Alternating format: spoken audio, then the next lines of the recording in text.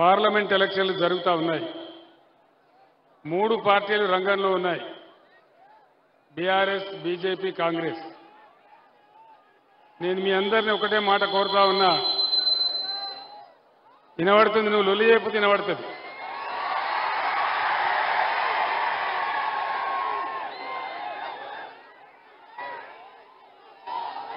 జగిత్యాల జిల్లా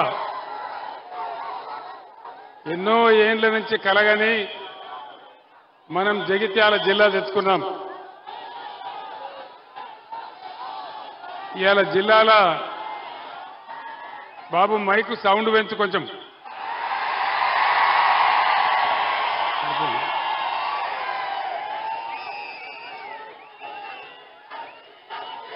please please please.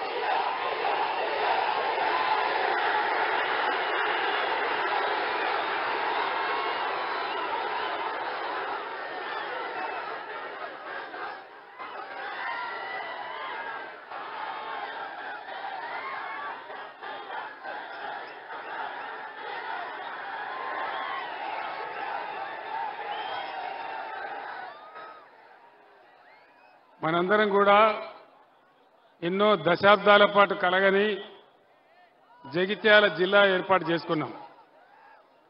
జగిత్యాలలో medical college వస్తుందని ఏనాడు కూడా ఊహించలేదు. కానీ ఈరోజు ఈ రాష్ట్ర ప్రభుత్వం జగిత్యాల జిల్లా తీసేస్తా అంటున్నది.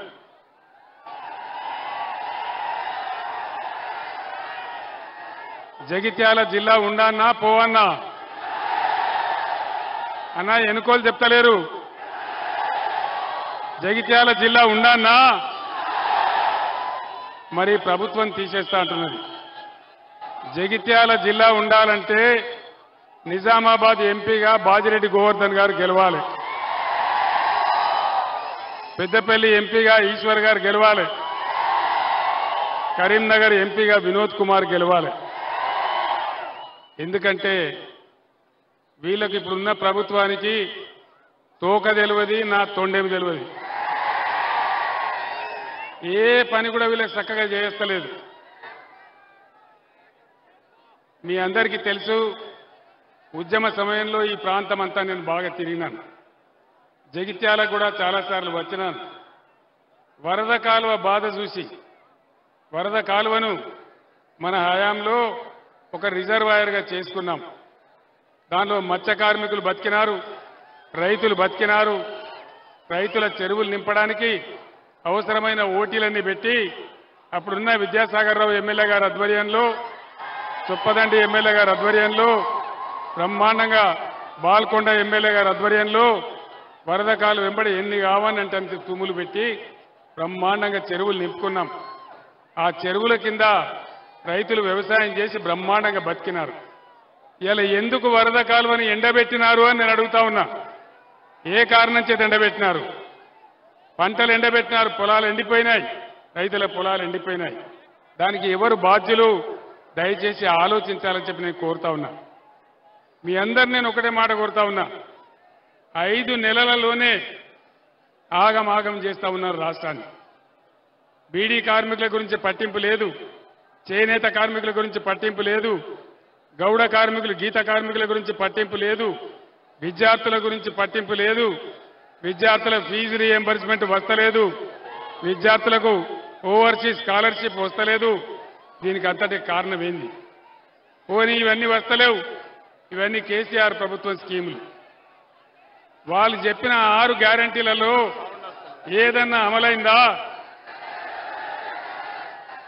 మహిళలకు 2500 వచ్చినాయా? వచ్చినాయట కదా,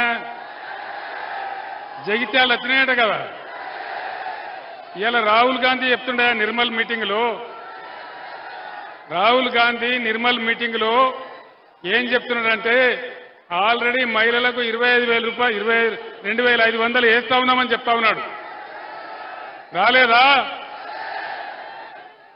ముఖ్యమంత్రి రేవంత్ రెడ్డి చెప్పిండు, కేసీఆర్ 1 లక్ష మాఫీ చేసినాడు, మీరందరూ పరిగెత్తండి, 2 లక్షల రుణం తీసుకోండి, డిసెంబర్ 9 నాడే మాఫీ చేస్తాడు. 2 లక్షల 2 లక్షల రుణమాఫీ అయ్యిందా? కాలేదా? జగిత్యాల కడ కూడా కాలే. నేను తెలంగాణ మొత్తంలో ఎక్కడ అడిగినా ఇదే మాట చెప్తా ఉన్నారు. కానీ ముఖ్యమంత్రి ఏం చెప్తున్నాడు? ఇవాళ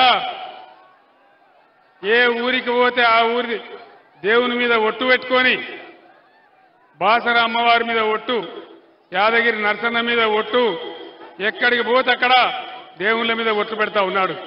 నమ్మచ్చునా ఈ ముఖ్యమంత్రిని? నమ్మే పరిస్థితి ఉందా?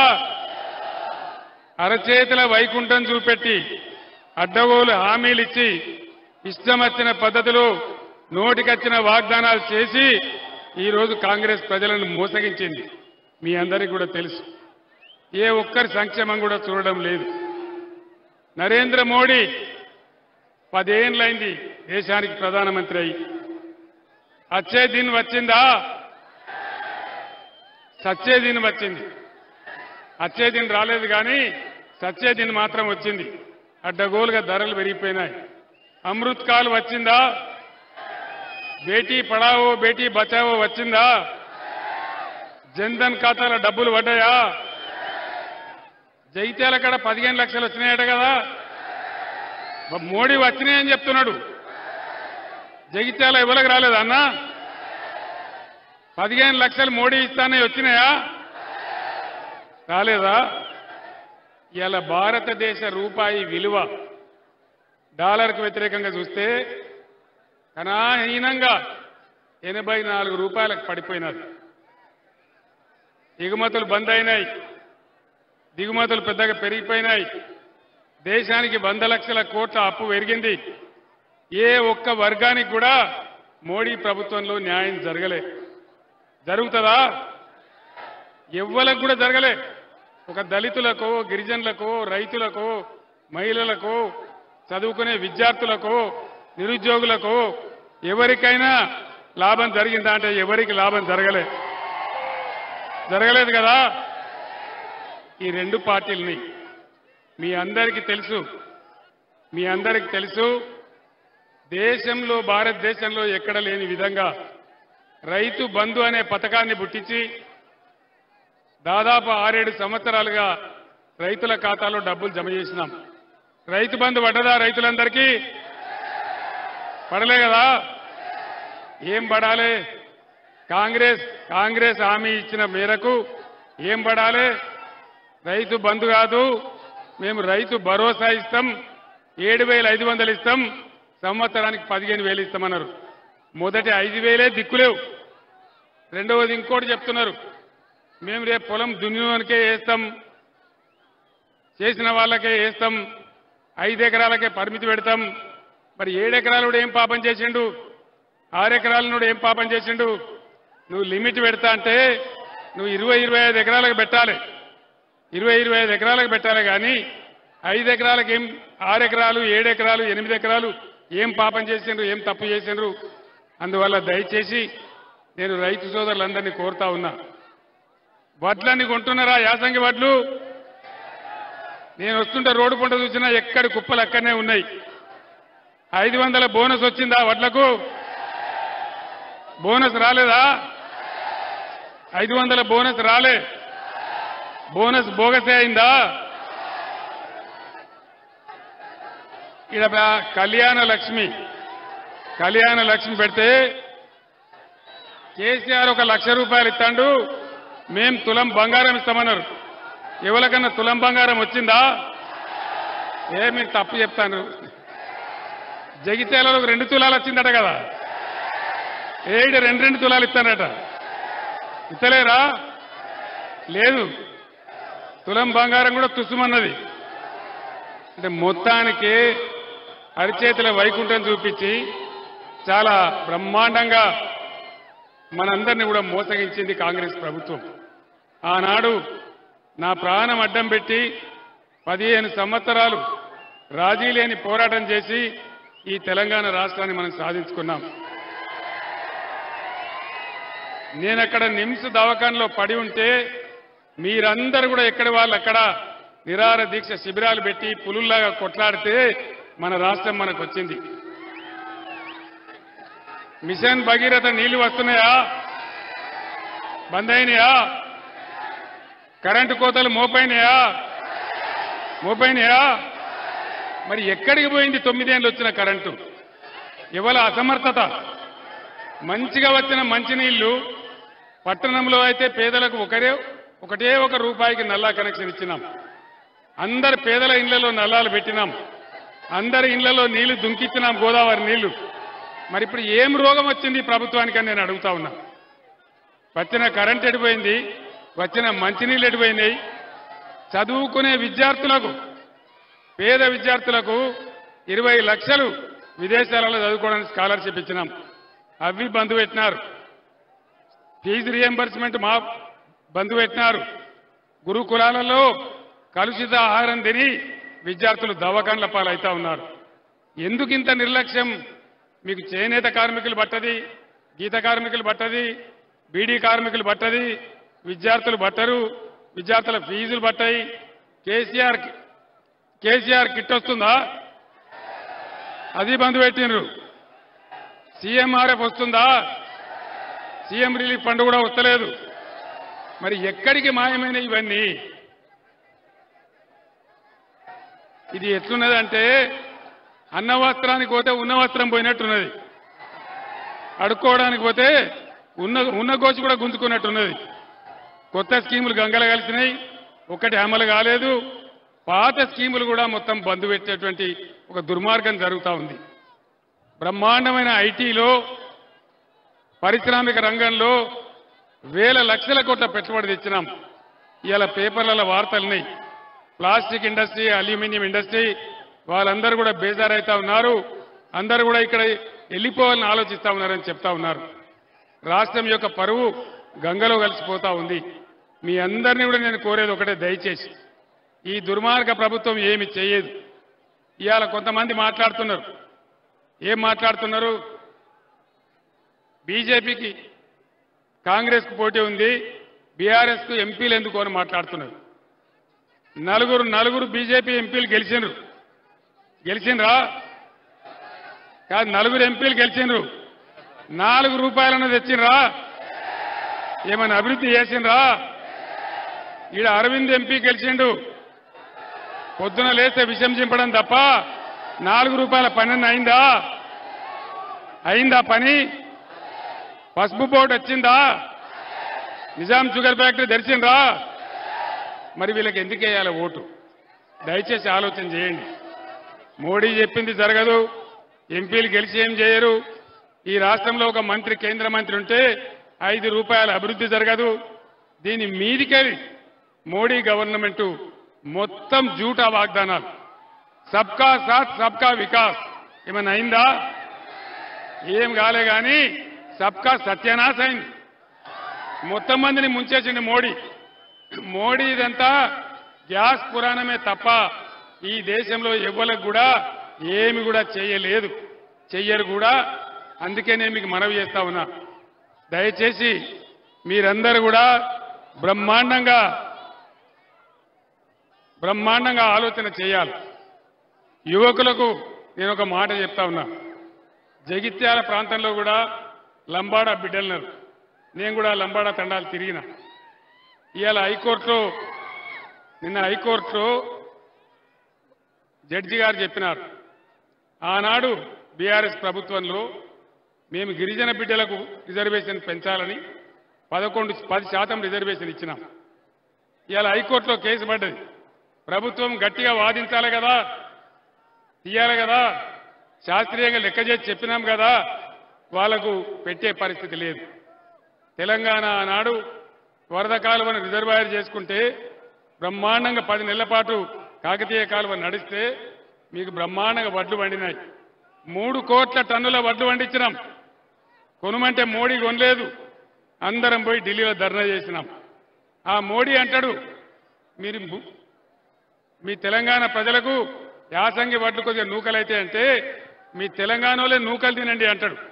నూకలు తినమన్నటువంటి నూకరాజు ఈ ప్రధానమంత్రి మోడీ. మరి ఇప్పుడు మళ్ళా ఓటేయన్న మనము దేనికోసం వేయాలా? దయచేసి ఆలోచన చేయాలి.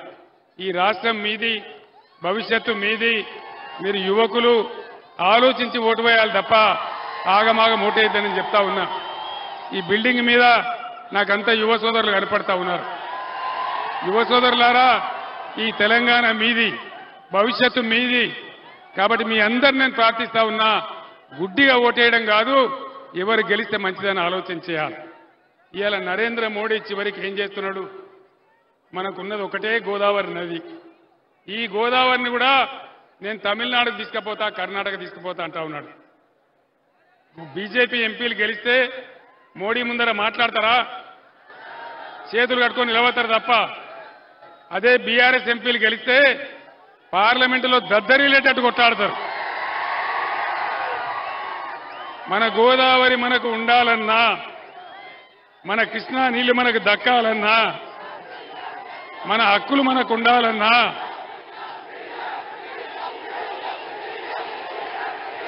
ఎందుక నేను చెప్పేది వాళ్ళకి అర్థం కావద్దా ప్రజలకు?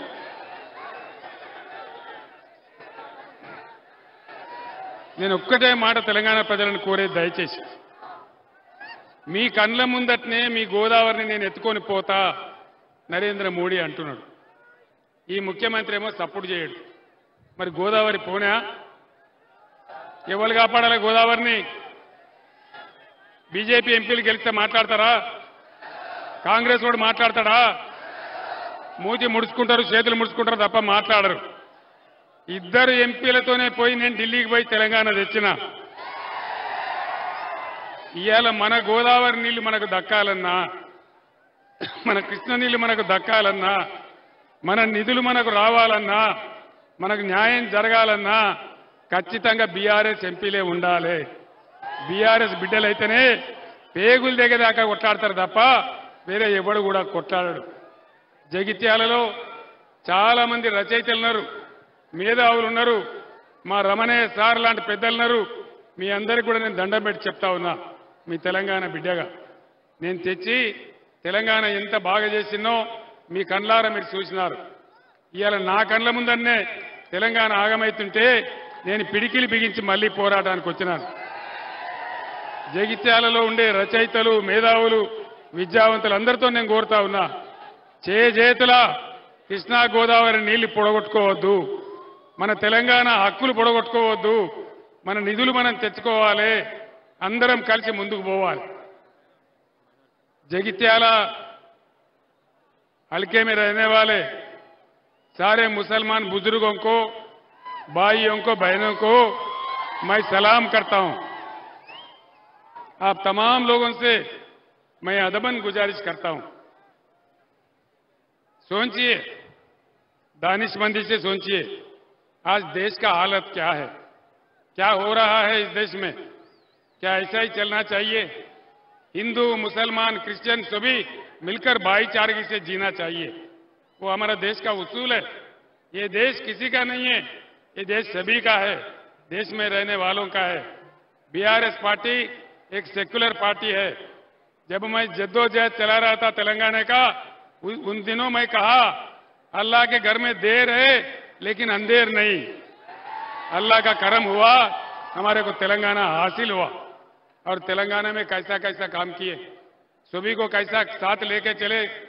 गरीब हिंदू लोगों को बदकम तोहफा भेजा मैंने, मुसलमान भाइयों को रमजान तोहफा भेजा। क्या अब रमजान तोहफा आया इस बार? आया? नहीं आया? क्यों नहीं आया? क्या मतलब है? क्या मतलब है इसमें? हम सभी मिलकर जीने वाले हैं, इसीलिए आप कहीं गुमराह होके कांग्रेस को वोट देंगे तो खामखा बीजेपी जीत जाएगा, इसमें कोई फायदा नहीं है।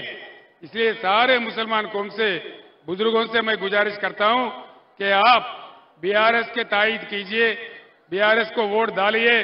तेलंगाना को जब तक केसीआर जिंदा है एक सेक्युलर स्टेट ही बरकरार रखेंगे, हम सब मिलकर जिएंगे, खुशी से जिएंगे।